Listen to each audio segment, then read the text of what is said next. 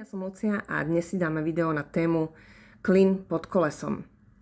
Ono sa to zdá taká drobnosť, ale nikto ju nerobí a tých zákazníkov, ktorí si to prajú, stále pribýva. Je to z toho dôvodu, že pribúda aj tých situácií, keď sa proste kamión od tej rampy odkotúla. Jednoducho sa vybere vajco na vandrovku a to už je neskoro. Ja som sa naučila dávať si klin pod koleso po tom, čo som si po 2 klinoch prešla. Áno, dá sa to, tomu kamionu sa toto moc nechce, ale ja viem byť veľmi presvedčivá, takže išiel hop. Ja predpokladám, že každý z nás, pokiaľ odpája náves alebo príves a niekde ho necháva stať, po prípade parkuje dolu kopcom, hore kopcom, a si ten klin dáva automaticky. A čo už vydám menej je, keď musíme vykladať alebo nakladať cez hranu návesu, čiže keď nemáme rampu. V takomto prípade si ja zvyknem podklinovať z oboch strán, aj keď stojím na rovine. Skrátka, istota je istota. Ľudia si vtedy klepú na čelo, usmievajú sa, pozerajú na mňa, nie sú na to zvyknutí. Ale ja som za ten kamión zodpovedná, rovnako som zodpovedná tým pádom aj za tých ľudí, ktorí sa pohybujú buď to okolo, alebo mne na návese. A pokiaľ ja mám za to zodpovednosť, tak budem robiť to, čo uznám ja za hodné a nemám mi do toho kto čo ani kecať, ani mi hovoriť, aby som to nerobila, pretože to budeme musieť robiť všetci, tak ako sa mi to už niekoľkokrát stalo. Takže, aby sa to podarilo. A ja som si to vypestovala naozaj ako pevný návyk, pretože sa poznám a viem, že mám vyhľadanú dieru do makovice. A dalo mi to chvíľu námahy, aby som si na to zvykla a párkrát sa mi stalo, že som si na ten klin pod tým kolesom naozaj zabudla.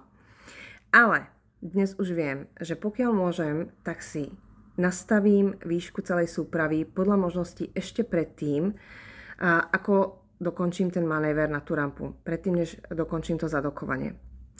A nechávam si priestor medzi tými dorazovými gumami na rampe a medzi mojimi dorazovými gumami na návese.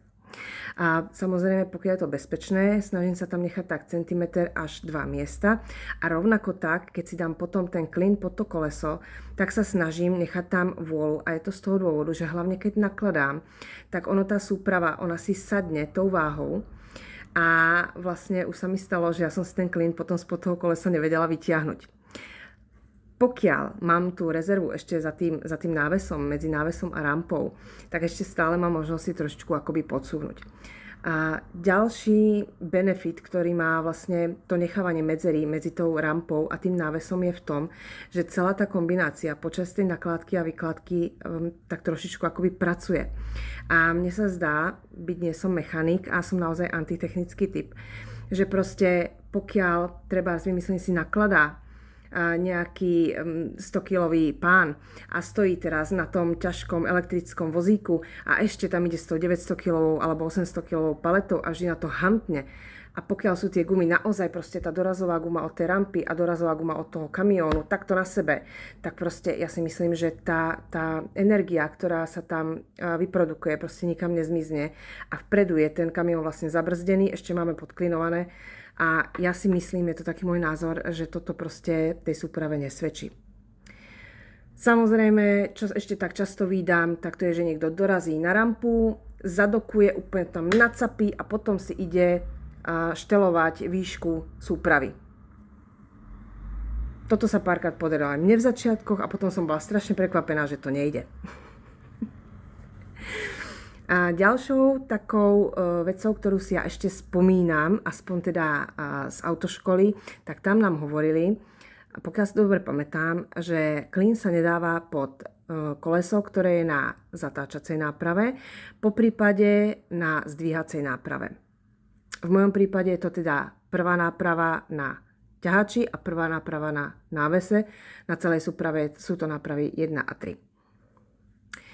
A ďalší taký tip, ktorý som si ja samozrejme zaplatila skúsenosťou je, a ja pokiaľ si chcem podklinovať hnanú nápravu na ťahači, mám na ne blatník. A pokiaľ ja musím výšku súpravy regulovať aj pomocou ťahača, tým, že si ho idem spúšťať dolu, tak byť pred nakládkou sa mi to zdá ešte fajn. Už sa mi stalo, že po nakládke som vyšla a ten klin bol vlastne akoby pod tým pod tým blatníkom a nešte mi odtiaľ vybrať. Tak aj toto sa môže stať.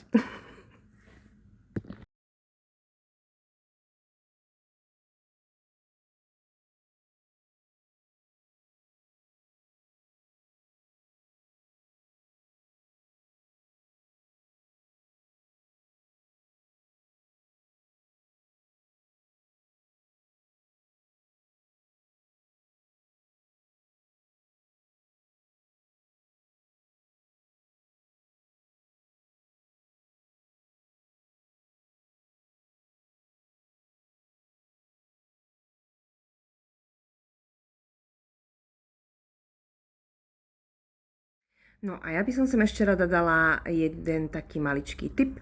Je to taká moja poistka na blbosť, ktorú som tiež niekde ale odkúkala. A ja mám na návese tie kliny vlastne v takých odklápacích krytoch.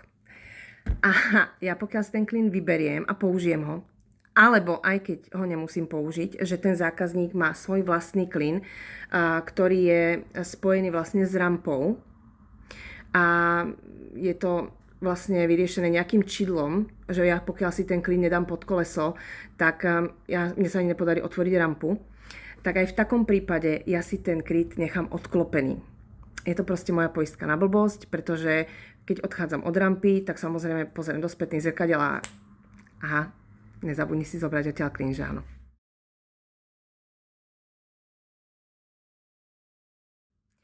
To bolo odo mňa na dnes všetko.